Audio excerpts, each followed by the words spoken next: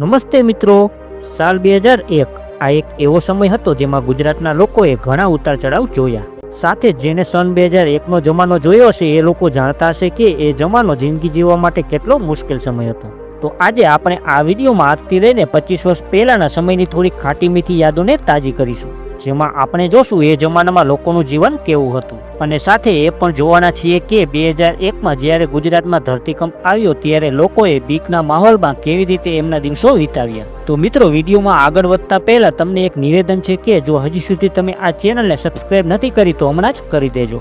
તો ચાલો આજના આ વિડીયોમાં. દોસ્તો, આજે આપણે બધા જાણીએ છીએ કે આજના જમાનામાં માણસાઈ જેવું કંઈ રહ્યું નથી. આજે લોકો બહુ સ્વાર્થી બની ગયા છે, પણ આજથી 25 વર્ષ પહેલા લોકોમાં માણસાઈ, દોસ્તી અને પરિવાર ભાવના જોવા મળતી. એ જમાનો ટીવીનો જમાનો હતો. ત્યારે લોકો પાસે આજની જેમ સ્માર્ટફોન નહોતા.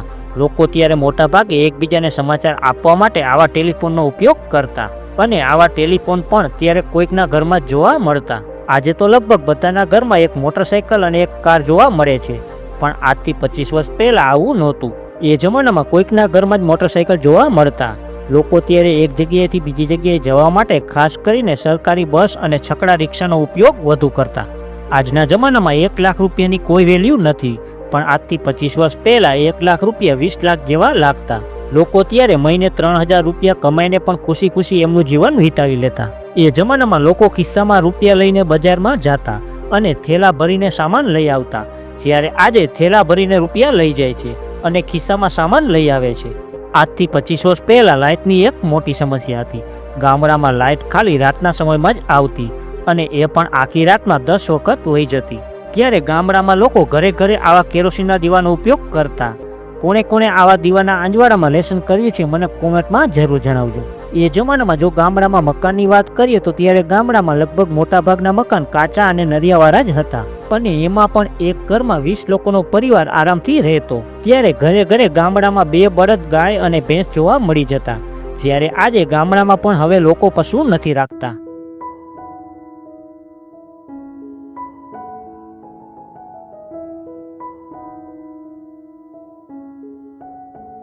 એ જમાનામાં જો રોજગારીની વાત કરીએ તો ત્યારે આજની જેમ કોઈ પ્રાઇવેટ નોકરી નહોતી. ત્યારે મોટાભાગના યુવાનો ખેતી કામ અથવા હીરા કામમાં લાગી જતા. ગુજરાતના મોટાભાગના શહેર પણ આજની જેમ આટલા વિકસિત નહોતા. રોજગારી ઓછી હોવાના કારણે શહેરોમાં વસ્તી પણ આજ જેટલી નહોતી. મોટાભાગના શહેરો ખાલી ખાલી જ લાગતા.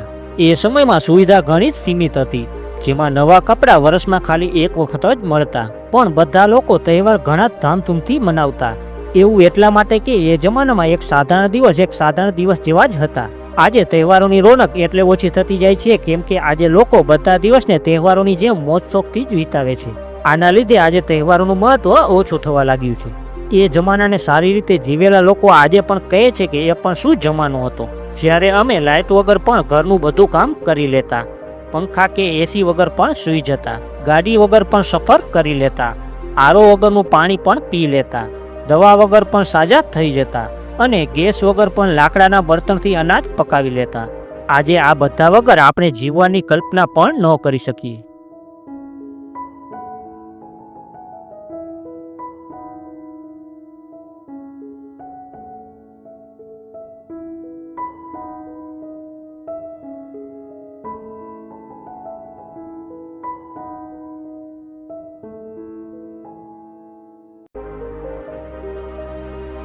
દોસ્તો, કહેવાય છે ને કે સમય ક્યારે બદલાઈ જાય એની કોઈને ખબર નથી. એવી રીતે સાલ 2001 સુધી ગુજરાતમાં બધું શાંતિથી ચાલતું હતું, પણ 26મી જાન્યુઆરી 2001ના રોજ સવારે ગુજરાતમાં જોરદાર ભૂકંપ આવ્યો, જેમાં ગુજરાતના ઘણા સ્થળોને હચમચાવી નાખ્યા. જેમાં ખાસ કરીને કચ્છ અને સૌરાષ્ટ્રના ઘણા ભાગમાં ભૂકંપની ખૂબ તારાજી જોવા મળી, જેમાં ઘણા લોકોએ એમની જિંદગી પણ ગુમાવી, અને ઘણા લોકોએ એમના ઘર અને ઘરનો બધો સામાન ગુમાવ્યો. આ વાતને આજે 25 વર્ષ જેટલો સમય થઈ ગયો. ઘણા લોકોને આ વાત યાદ પણ નહીં હોય, તો તમને થોડા એવા વિડીયો બતાવવાની કોશિશ કરીશ જેને જોઈને તમને પણ એ ગોજારા દિવસની યાદ આવી જશે.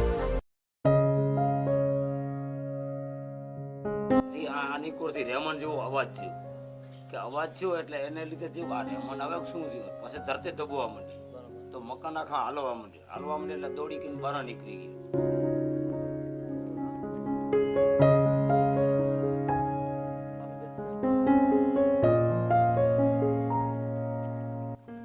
પહેલો જ આંચકો આવ્યો ને ખાલી ધરેરાટી જ આવી હતી પહેલા આંચકામાં, ત્યારે મને એવો અનુભવ છે કદાચ 100 હશે.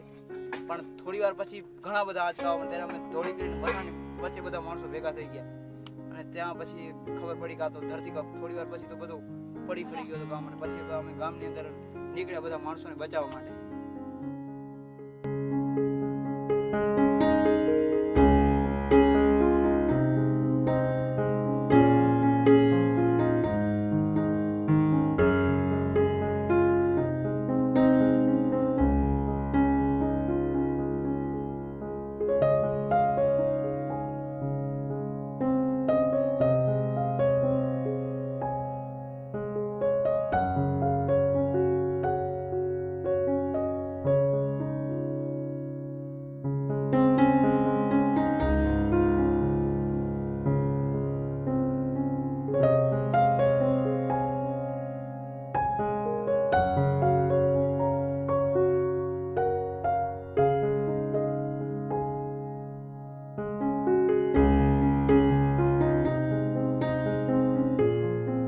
દોસ્તો, કહેવાય છે ને કે ખરાબ સમય પણ થોડા દિવસોમાં વીતી જાય છે. એવી રીતે આજે બધું ધીરે ધીરે બદલાઈ ગયું.